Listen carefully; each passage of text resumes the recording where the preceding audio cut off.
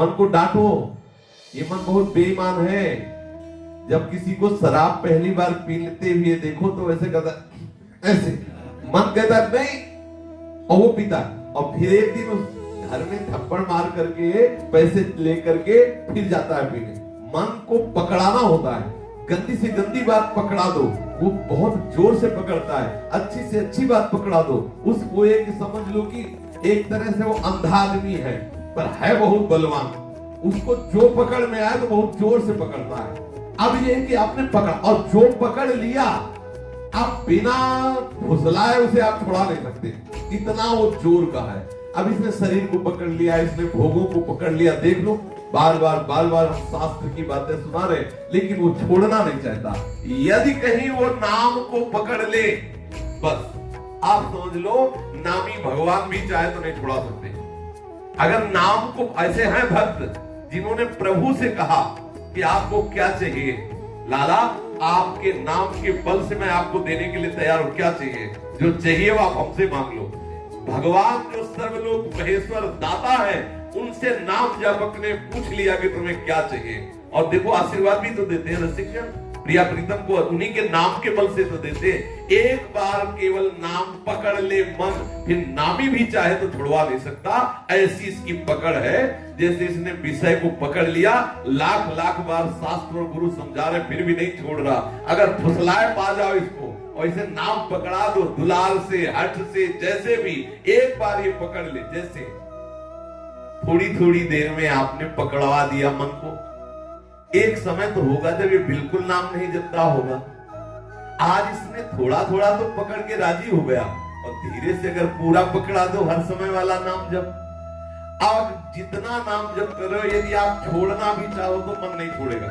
आप देख लो करके। श्री स्वामी अखंडानंद जी महाराज से उनके एक शिष्य थे, 18 वर्ष तक उन्होंने मंत्र जपा, नाम जप करा, और आए बोले महाराज आपने जो नाम दिया था, उन्होंने कहा था राम राम जपो, तो 18 वर्ष हो गए, मुझे कोई लाभ तो मिला नहीं।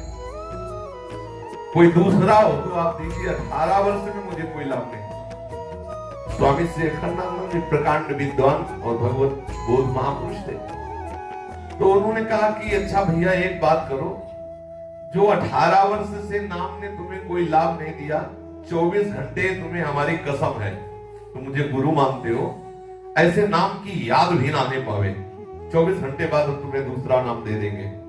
वो प्रणाम, जो ही प्रणाम किया तो अभ्यास 18 वर्ष का। अब और एकाग्रता बनी की लेना नहीं है, अब तो बाहर निकला, गुरु की कसम। अब वो तो नाम मशीन की तरह शुरू, वो गेट के बाहर नहीं निकले, रो के लौट गया, बोले महाराज सब कुछ हो सकता है लेकिन अब नाम नहीं छूट सकता। बोले ये मिला 18 साल। अब जिसकी जिह्वा विवश होके गुरु की कसम खवाने पर भी नाम नहीं छोड़ रही, उसको भगवत प्राप्ति में क्या दुर्लभता रह गई। तू धैर्य पूर्वक रहे, तेरे प्रारब्ध का, कर्म संस्कारों का नाश हो रहा है, निश्चित तुझे भगवत प्राप्ति हो जाएगी। तो हम नाम को पकड़ा दे तो देखो इतना वो ईमानदार है कि जितना पकड़, सच्ची मानिए, जितना आपने पकड़ा दिया उतने पे आप भी छोड़ना चाहे तो आपको जलाना शुरू कर देगा। अगर 24 घंटे में 30 मिनट आपने मन को सिखा दिया है नाम जप करना, और उस समय कोई भी आ जाए तो आपके मन को खुद बुरा लगेगा, और लगेगा इसी 30 मिनट में तुम्हें मरना था क्या, यही लगेगा कि इसी 30 मिनट में तुम्हें आना, सारा व्यवहार इसी 30 मिनट में। वो मन जो है उतने में बर्दाश्त कर लिया नाम को, तो अब अन्य बर्दाश्त करें। और सही मानिए जिस दिन आप इसे 24 घंटे में राजी कर लेंगे तो बहुत ही बढ़िया वस्तु है मन। एक बार इसे प्रभु में लगा दीजिए, और एक बार प्रभु में लग गया तो फिर हटने वाला नहीं। जागृत स्वप्न सुसुप्ति स्फुरत में राधा पदार्थ छटा, ऐसी दिव्य, ये मन बहुत बड़ा सहायक है और मन बहुत बड़ा दुश्मन है। यदि इसको गंदी बातों में लगा दिया तो इससे बड़ा नीच और दुश्मन कोई नहीं है, और इसे भगवत चरणारविंद में लगा, इससे बड़ा कोई नहीं है, हमारा सहयोगी, हमारा मित्र, हमें आनंद देने वाला। इसलिए हम अपनी गलती को माने और मन को अच्छे मार्ग पर लगाएं। थोड़े दिन ये हो सकता है पूर्वाभ्यास में सबको गलत सलाह देता रहे, जिस दिन ये पकड़ लेगा पूरा नाम उस दिन छोड़ेगा नहीं, विश्वास मान लीजिए। अपने लोग इसी मार्ग से आए हैं। एक बार इसे ठीक से समझ में आ जाए कि जीवन ही नाम है, नाम ही जीवन है, फिर आप इसका चमत्कार देख लीजिए। भरी सभा में बात करते हुए बड़ी चतुराई से नाम जप लेगा। ये बहुत कलाकार है, बहुत चतुर है, बहुत समर्थ है। पूर्व में जब प्रारंभ में नामाभ्यास प्रारंभ हुआ तो अब जैसे तुमसे बात कर रहे हैं तो बीच बीच में बोल दिए पूरा आपकी तरफ एकाग्र, तो सामने वाले को लगता कि हमें देख के बात कर रहे हैं, लेकिन उसके मुंह में नाम लिखते हैं और वो समझता कि हमें देख के बात कर रहे हैं, कि मतलब बहुत एकाग्रता से ऐसे देख रहे हैं और बीच बीच में वो हाँ जी ऐसा और बार बार नाम लिख रहे हैं। तो ये क्या मन ही तो है, लग गया नाम में, उसने फंसा दिया।